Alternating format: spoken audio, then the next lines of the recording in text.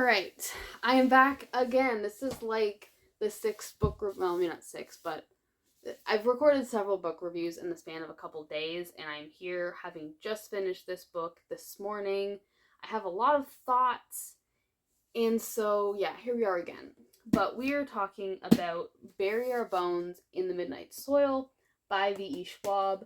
This is an adult fantasy, I guess, paranormal fantasy standalone book, though the author herself does say that it takes place in the same world as The Invisible Life of Addie LaRue. But there's no, real crossover. But she does say that it technically is in that world, but it's not a sequel to Addie. Okay, calm down.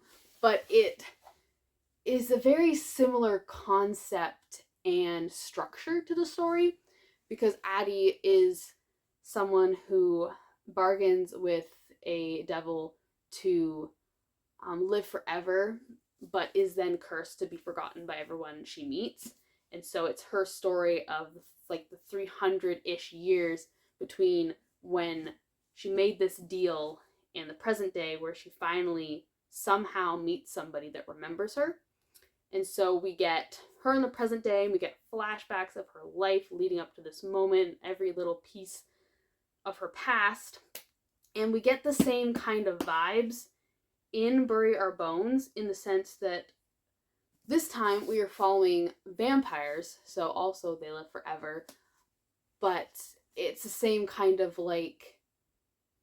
we get the whole story of this one vampire's human life when they first got turned, and their story throughout the centuries in a similar timeline to Addie, though I believe Sabine is 200 years older. But it was very familiar, that structure, having read The Invisible Life of Addie LaRue. But the difference with this book is that it actually follows 3 different perspectives. We have Sabine, Alice, and Charlotte. And the book is primarily, the divide, I'd say, it's 70%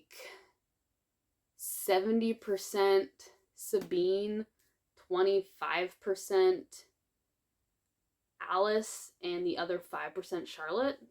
Give or take a few percentages, but it's mostly Sabine. And that was the part about this book that I found very, very difficult, because I did not like Sabine from the start.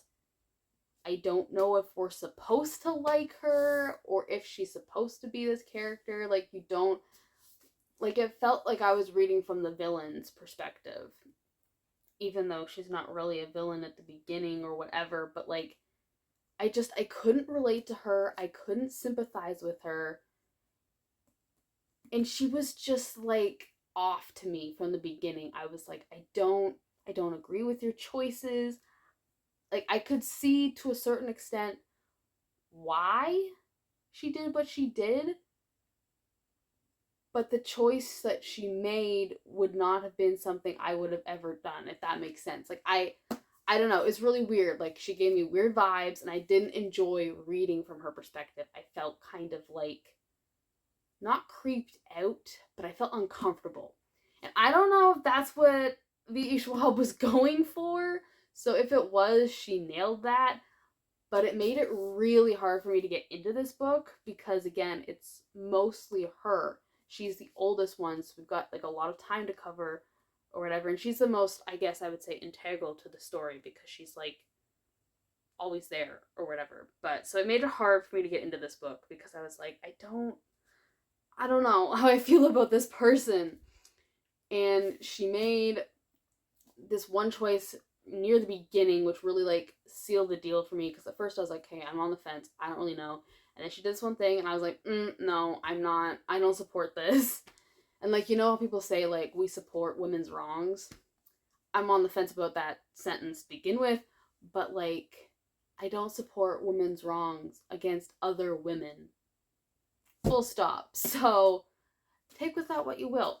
But I really did enjoy Alice's perspective. She is in the present day, so I guess I can more commonly relate to her struggles, because modern day, modern problems, whatever. But her story was really interesting in that we would get these like little mini flashbacks to her past growing up with her sister, Caddy, in these moments where like Alice would kind of retreat into herself. I guess kind of disassociation. I'm not really sure. Not familiar with that and how it happens or whatever. But I like these little bite-sized flashbacks that seem to be like kind of building to this thing that happens later. And then Charlotte we get a piece of near the beginning, and then we don't hear much of her again until the end when she tells her story. But wow, that was so sad.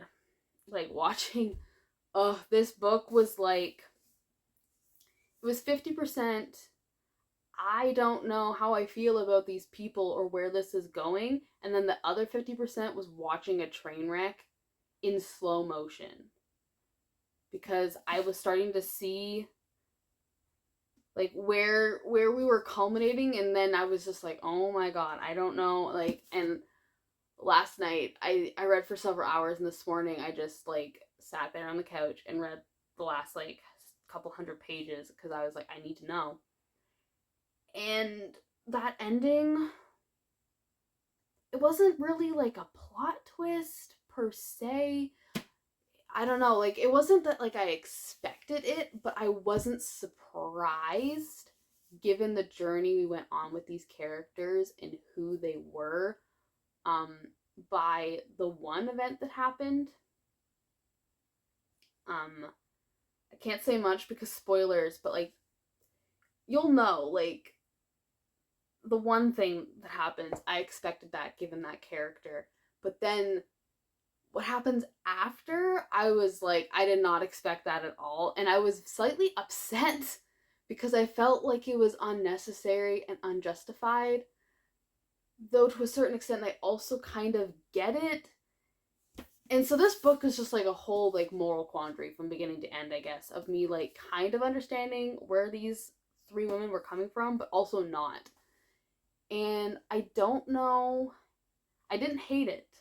I thought I was going to hate it. I was going through this book and I was slogging through it at the beginning, and I had to like read Writer's Blood, Moonlit Black to kind of like break up the monotony before I got back into this. I didn't hate it though, but I didn't love it.